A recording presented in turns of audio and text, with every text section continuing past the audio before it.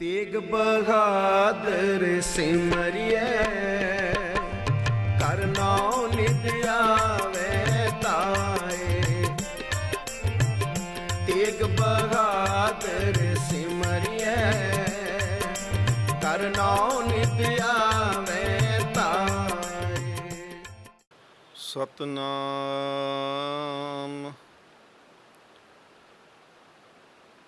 श्री वाहेगुरु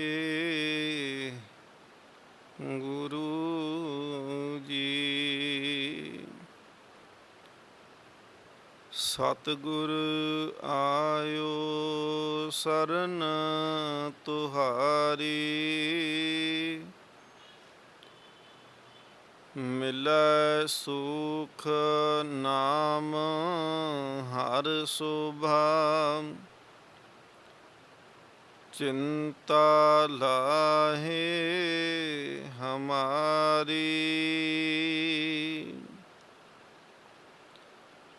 अवर ना सूझै दूजी ठाहर। हार परियो तो दुआरी, लेखा छोड़ अलेख है छूट है। हम निर्गुण लिहो उभारी,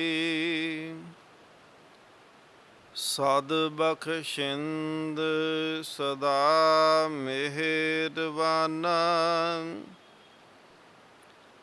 सबना दे आधारी, नानक दास संत पाछे परियो। राख लिहो एह बारी,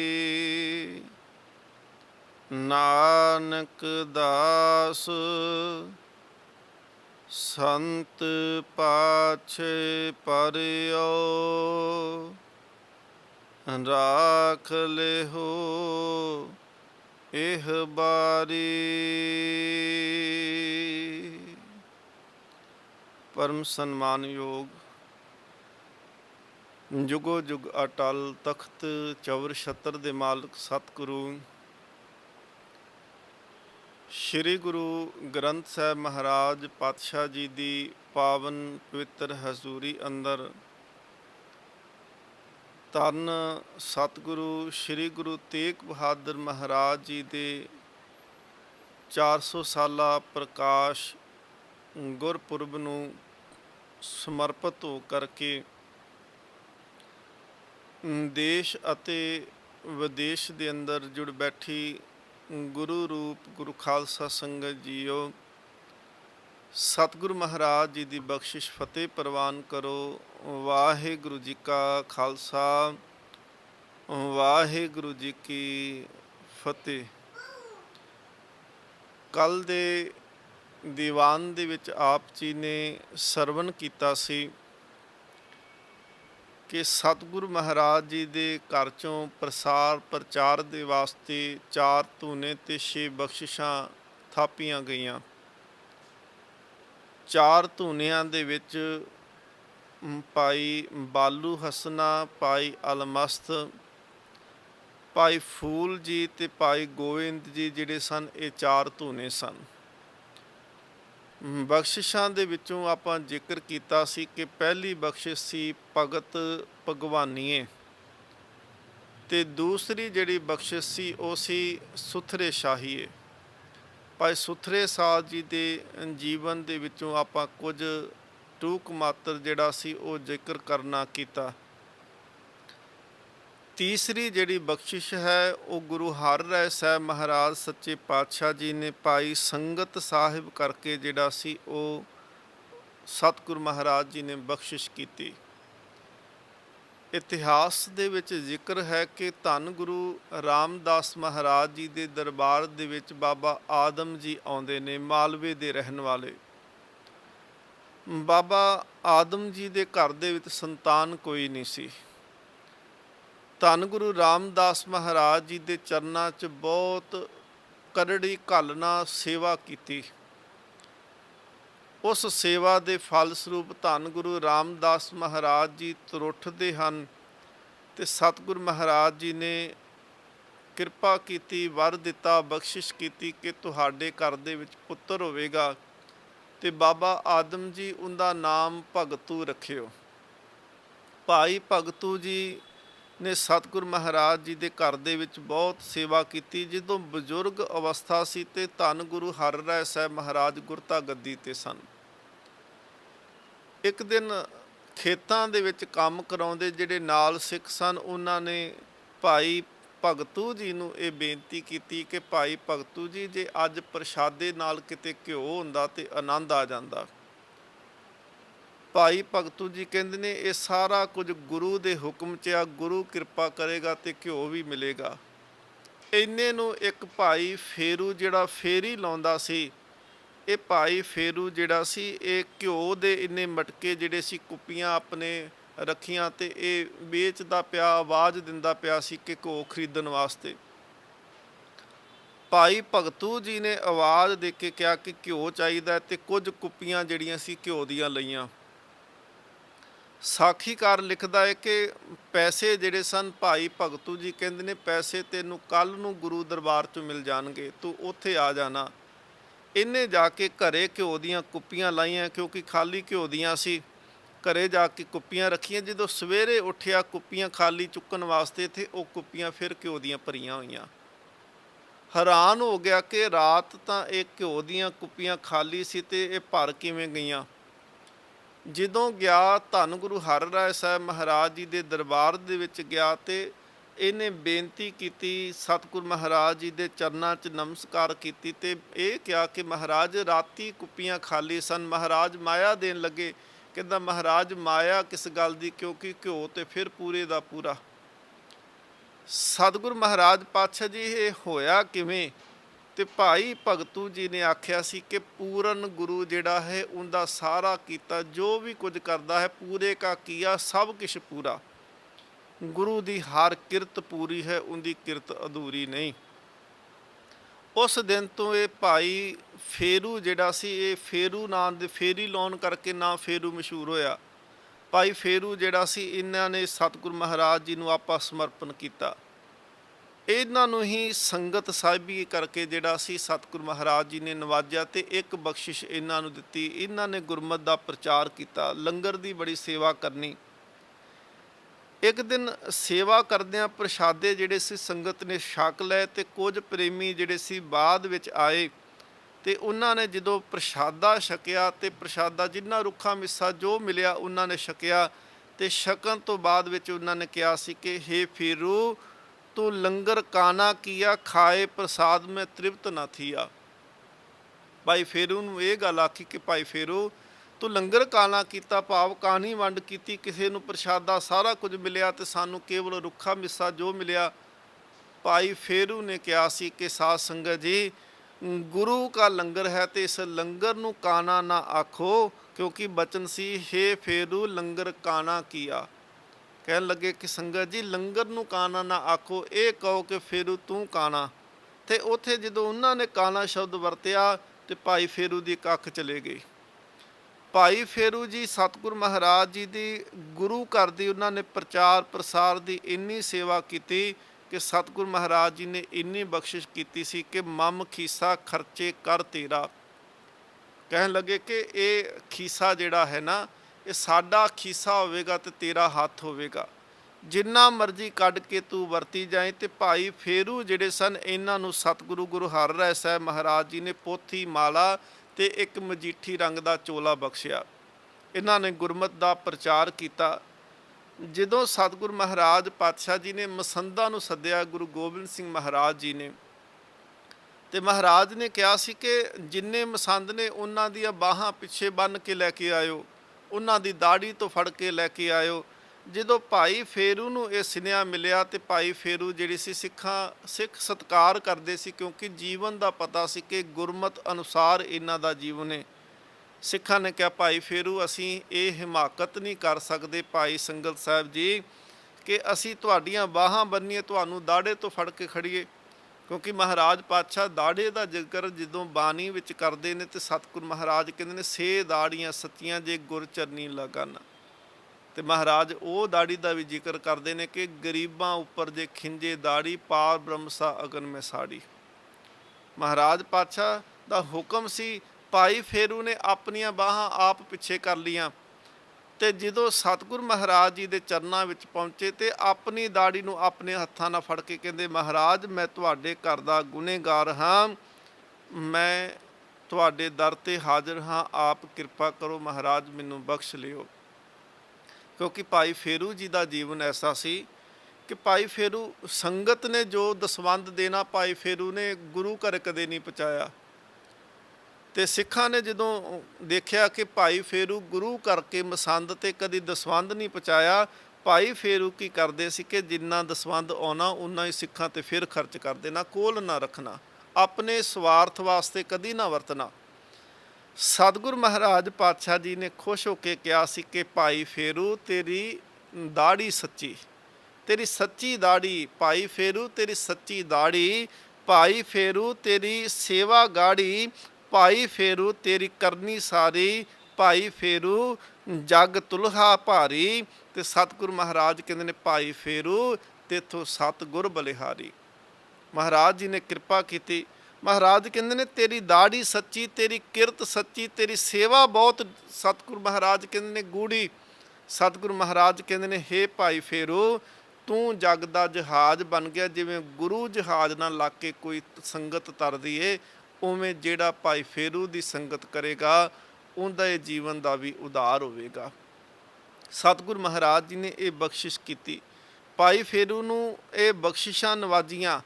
ਉਸ ਤੋਂ ਬਾਅਦ ਵਿੱਚ ਚੌਥੀ ਬਖਸ਼ਿਸ਼ ਜਿਹੜੀ ਹੈ ਜਿਨ੍ਹਾਂ ਦਾ ਆਪਾਂ ਪਿਛਲੇ ਦਿਨਾਂ 'ਚ ਜ਼ਿਕਰ ਕੀਤਾ, ਭਾਈ ਮੀਹਾਂ ਧਮਧਾਨ ਦੇ ਅਸਥਾਨ ਤੇ ਸਤਿਗੁਰ ਮਹਾਰਾਜ ਜੀ ਦੇ ਚਰਨ ਪਰਸੇ, ਮਹਾਰਾਜ ਜੀ ਦੀ ਸੇਵਾ ਕੀਤੀ। ਸਿਰ ਦੇ ਵਿੱਚ ਜ਼ਖਮ ਹੋ ਚੁੱਕੇ ਸੀ, ਸਤਿਗੁਰ ਮਹਾਰਾਜ ਜੀ ਨੇ ਆਪ ਇਨੋਂ ਉਤਾਰਿਆ, ਗਾਗਰ ਢੋ ਢੋ ਕੇ ਜ਼ਖਮ ਨੇ ਸਿਰ 'ਚ। ਮਹਾਰਾਜ ਜੀ ਨੇ ਭਾਈ ਮੀਹੇ ਜੀ ਨੂੰ ਸਤਿਗੁਰ ਮਹਾਰਾਜ ਨੇ ਦੱਖਣੀ ਬੈਲ ਦਿੱਤਾ, ਨਿਸ਼ਾਨ ਦਿੱਤਾ, ਨਗਾਰਾ ਦਿੱਤਾ। ਸਤਿਗੁਰ ਮਹਾਰਾਜ ਨੇ ਕਿਹਾ ਕਿ ਗੁਰਮਤਿ ਦਾ ਪ੍ਰਚਾਰ ਕਰਨਾ ਤੇ ਬਹੁਤ ਪ੍ਰਚਾਰ ਕੀਤਾ। ਗੁਰੂ ਤੇਗ ਬਹਾਦਰ ਮਹਾਰਾਜ ਜੀ ਦੀ ਸ਼ਹੀਦੀ ਤੋਂ ਬਾਅਦ ਵਿੱਚ ਭਾਈ ਮੀਹਾਂ ਜਿਹੜੇ ਸਨ ਉਹ ਆਨੰਦਪੁਰ ਸਾਹਿਬ ਗੁਰੂ ਗੋਬਿੰਦ ਸਿੰਘ ਮਹਾਰਾਜ ਜੀ ਦੇ ਦਰਸ਼ਨ ਕਰਨ ਵਾਸਤੇ ਆਏ ਤੇ ਬਾਣੀ ਕਰਕੇ ਅੰਦਰ ਦੀ ਰੰਗਤ ਕਰਕੇ ਜਾਂ ਗੁਰੂ ਨੂੰ ਮਿਲਣ ਕਰਕੇ ਅੰਦਰ ਉਤਸ਼ਾਹ ਤੇ ਪ੍ਰੇਮ ਇੰਨਾ ਸੀ ਕਿ ਉਹ ਦੱਖਣੀ ਬੈਲ ਦੇ ਉੱਤੇ ਨਾਲੇ ਤਾਂ ਨਿਸ਼ਾਨ ਆਪ ਚੁੱਕਿਆ ਤੇ ਨਾਲੇ ਉਹ ਨਗਾਰਾ ਜਿਹੜਾ ਸੀ ਉਹ ਵਜਾਈ ਜਾਣ। ਸਤਿਗੁਰੂ ਮਹਾਰਾਜ ਜੀ ਦੇ ਕੰਨਾਂ ਵਿੱਚ ਦੂਰੋਂ ਆਵਾਜ਼ ਨਗਾਰੇ ਦੀ ਪਈ। ਮਹਾਰਾਜ ਕਹਿੰਦੇ ਨੇ ਇਹ ਨਗਾਰਾ ਕੌਣ ਵਜਾਉਂਦਾ ਪਿਆ, ਕਿਉਂਕਿ ਕੀਰਤਨ ਹੁੰਦਾ ਪਿਆ ਸੀ। ਸਿੱਖਾਂ ਨੇ ਕਿਹਾ ਮਹਾਰਾਜ ਸੱਚੇ ਪਾਤਸ਼ਾਹ ਭਾਈ ਮੀਹਾਂ ਜੀ ਆਉਂਦੇ ਪਏ ਨੇ। ਸਤਿਗੁਰੂ ਮਹਾਰਾਜ ਨੇ ਸਿੱਖਾਂ ਨੂੰ ਭੇਜਿਆ, ਕਿਹਾ ਕਿ ਜਾਓ ਇਹਦੇ ਤੋਂ ਨਗਾਰਾ ਖੋਲੋ। ਨਗਾਰਾ ਖੋਲਿਆ, ਨਿਸ਼ਾਨ ਸਾਹਿਬ ਖੋਲਿਆ, ਉਹ ਦੱਖਣੀ ਬੈਲ ਖੋਲਿਆ ਤੇ ਜਦੋਂ ਭਾਈ ਮੀਹਾਂ ਜੀ ਗੁਰੂ ਗੋਬਿੰਦ ਸਿੰਘ ਮਹਾਰਾਜ ਜੀ ਦੀ ਸ਼ਰਨ ਵਿੱਚ ਆਏ, ਨਮਸਕਾਰ ਕੀਤੀ ਤੇ ਬੜੇ ਪ੍ਰੇਮ ਦੇ ਨਾਲ ਸੰਗਤ ਵਿੱਚ ਬੈਠ ਕੇ, ਕੋਈ ਚਿਹਰੇ ਤੇ ਦੁੱਖ ਨਹੀਂ ਕਿ ਮੇਰਾ ਨਗਾਰਾ ਖੋਲਿਆ, ਕੋਈ ਦੁੱਖ ਨਹੀਂ ਕਿ ਮੇਰੇ ਤੋਂ ਬਲਦ ਖੋਲਿਆ ਗਿਆ, ਕੋਈ ਦੁੱਖ ਨਹੀਂ ਕਿ ਮੇਰੇ ਤੋਂ ਨਿਸ਼ਾਨ ਸਾਹਿਬ ਖੋਲਿਆ। ਸਤਿਗੁਰੂ ਮਹਾਰਾਜ ਜੀ ਨੇ ਪੁੱਛ ਲਿਆ ਭਾਈ ਮੀਹਾਂ ਜੀ ਤੁਹਾਡੇ ਤੋਂ ਨਗਾਰਾ ਖੋਇਆ, ਨਿਸ਼ਾਨ ਖੋਇਆ, ਦੱਖਣੀ ਬੈਲ ਖੋਇਆ, ਤੁਹਾਨੂੰ ਗੁੱਸਾ ਨਹੀਂ ਲੱਗਾ? ਕਹਿੰਦਾ ਸਤਿਗੁਰੂ ਮਹਾਰਾਜ ਪਾਤਸ਼ਾਹ ਗੁੱਸਾ ਕਿਸ ਗੱਲ ਦਾ, ਆਪ ਜੀ ਨੇ ਦਿੱਤਾ ਸੀ, ਜੇ ਆਪ ਨੇ ਖੋਲਿਆ ਤੇ ਇਹਦੇ ਵਿੱਚ ਮਨ 'ਚ ਨਾਰਾਜ਼ਗੀ ਕਿਸ ਗੱਲ ਦੀ।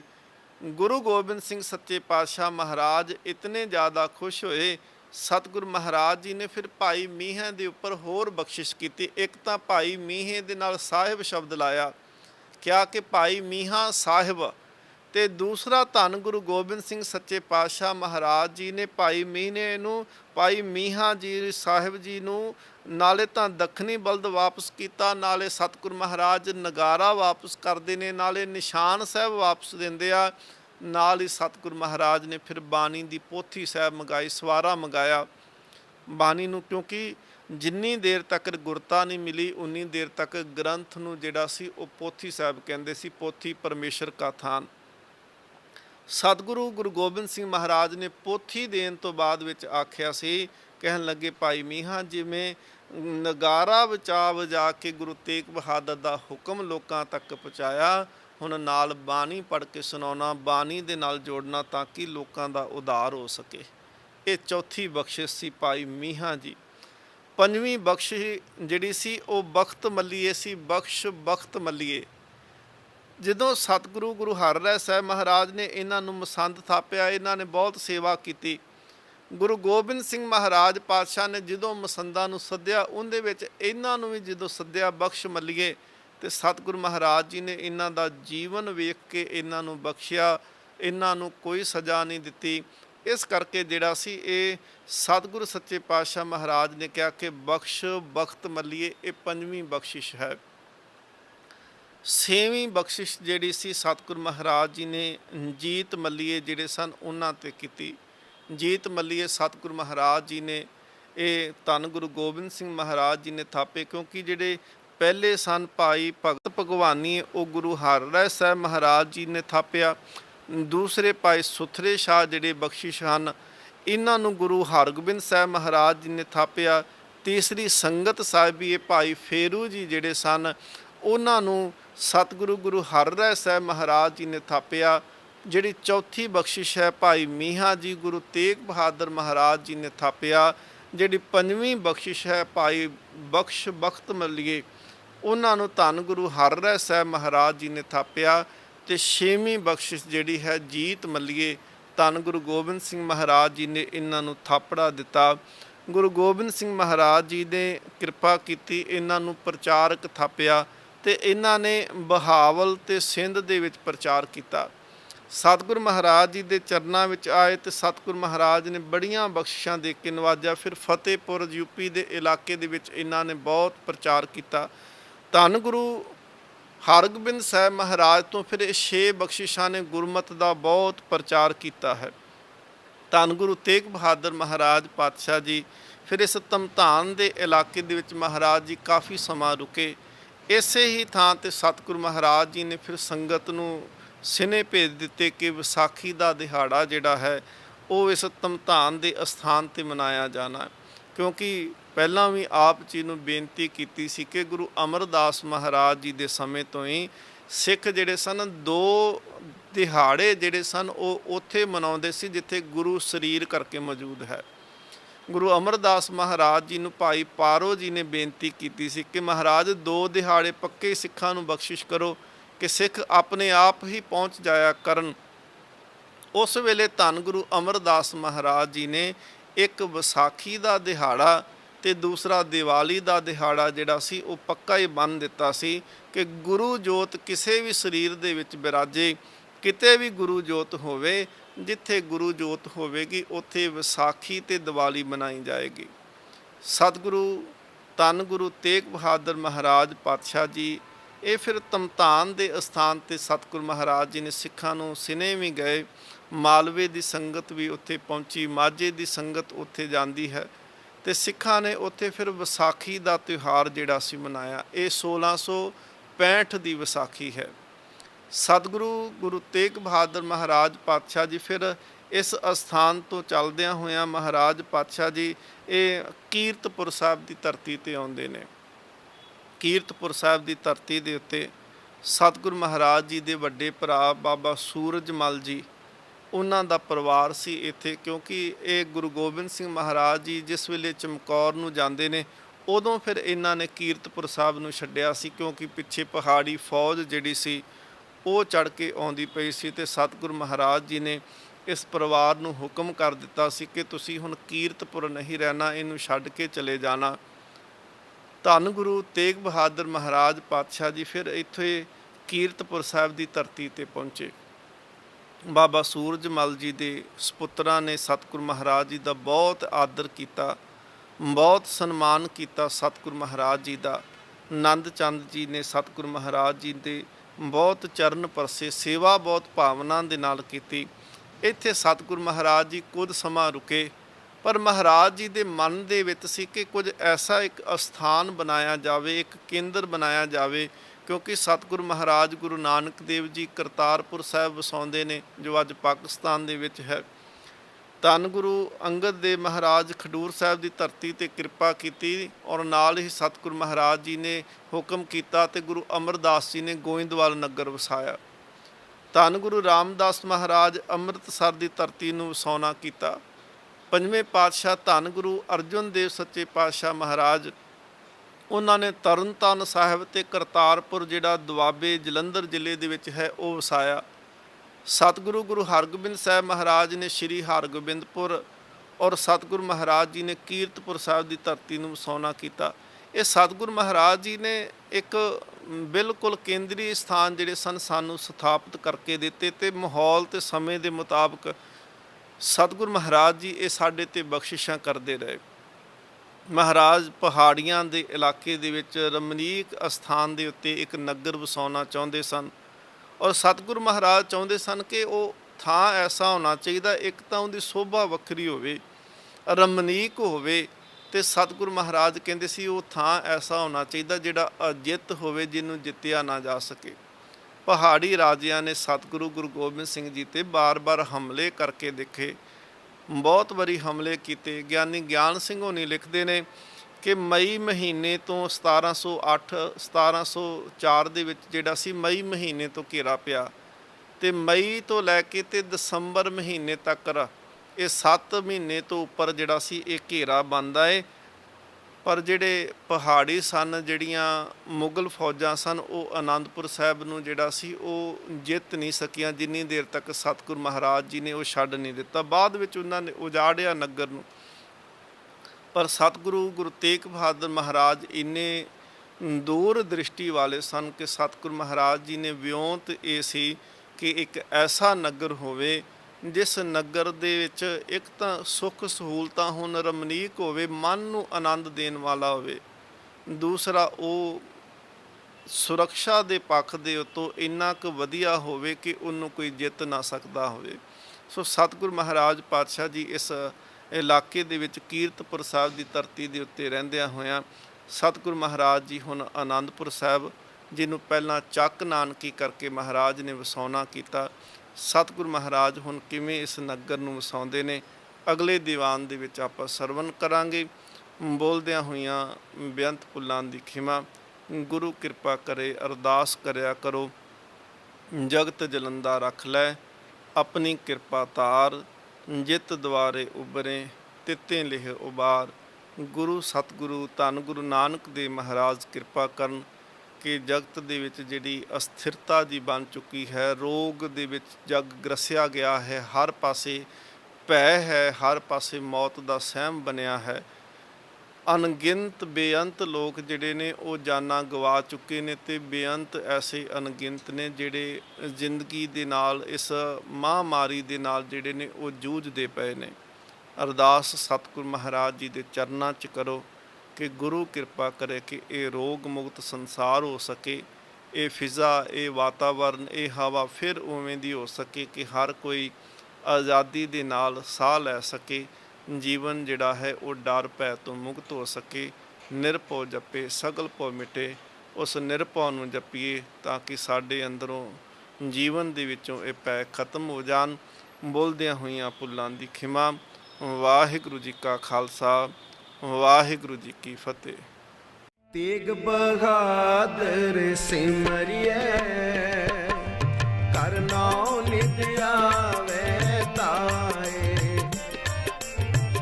ਤੇਗ ਬਹਾਦਰ ਸਿਮਰਿਐ, ਕਰਨਾਉ ਨਿਤ